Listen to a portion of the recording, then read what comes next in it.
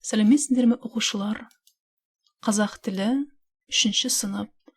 Бүгінгі өтетін тақырыбымыз бұл орталық музей. Бүгінгі сабақтың мақсаты. Бүгін біз музейлер тақырыбын қайталаймыз. Повторяем. Мынау кітап музейі. Енді жалғауларға назар аударайық. Обратите внимание на окончание. Мен көрсеттім. Личное окончание. Мен көрсеттім. Я показала. Сен көрсеттің. Ты показала. Сіз көрсеттіңіз. Уважительная форма. Вы показали. Ол көрсетті. Он или она показала. Составляем предложение. Мен әнелге кітап музейін көрсеттім. Жақсы. Келесі. Бұл қандай музей? Бұл ұлттық музыка аспаптары музейі.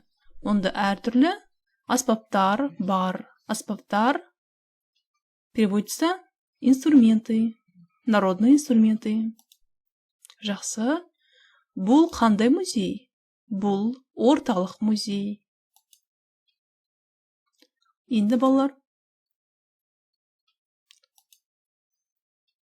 сұрақтарға жауап беріп көрейік. Ответим на вопросы. Оқы, қайтала. Прочитай, повтори. Сен қайда барасың? Қайда? Куда? Мен музейге барамын. Сен музейге барасың. Сіз музейге барасыз. Ол музейге барады. Мен музейге барамын. Я иду в музей. Это будущее время. Барамын. Ты идешь в музей. Вы идете в музей. Он, она идет в музей. Мен орталық музейге барамын. Мен кітап музейіне барамын. Ол ұлттық музыка аспаптары музейіне барады. Жақсы балалар. 3-ші тапсырма. Диалогты рөлге бөліп оқыңдар. Батырхан, сен бүгін қайда бардың? Орталық музейге бардым. Музейге кіммен бардың? Ініммен бардым. Ініңе музей ұнады ма?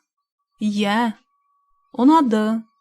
Оған музейдегі көне экспонаттар ұнады. Диалогты оқимыз. Прочитаем диалог. Келесі жазылым тапсырмасы. Сөздерден сөйлем құра. Составьте предложение из слов. Образец. Мұражайда түрлі экспонаттар бар.